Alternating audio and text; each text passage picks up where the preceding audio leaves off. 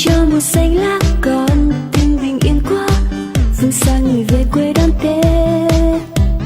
Ngân vang ngàn câu chúc cho gia đình sung túc, hân hoan chào mùa xuân mới sang.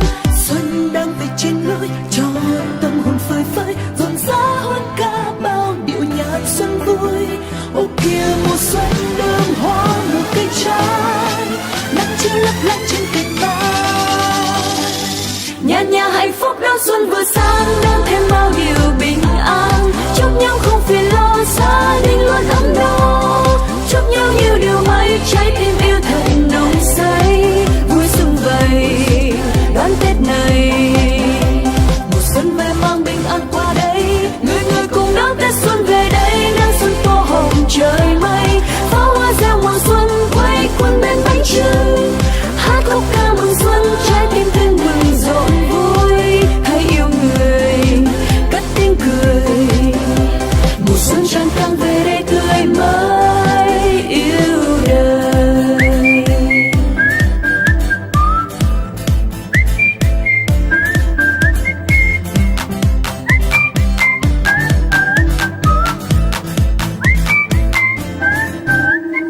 Xuân cho mùa xanh lá còn tim bình yên quá, phương xa người về quê đón Tết. Ngân vang ngàn câu chúc cho gia đình sung túc, hân hoan chào mùa xuân mới sang. Xuân đang về trên lối cho tâm hồn phơi phới, rộn rã hơn cả bao điệu nhạc xuân vui.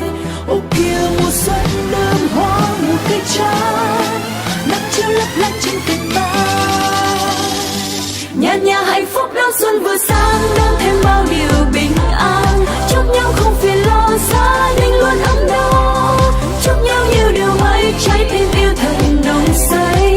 Vui xuân vầy đón Tết này, Mùa xuân về mang bình an qua đây, người người cùng đón Tết xuân về đây. Nắng xuân tô hồng trời mây, pháo hoa reo mừng xuân quay quần bên bánh trưng.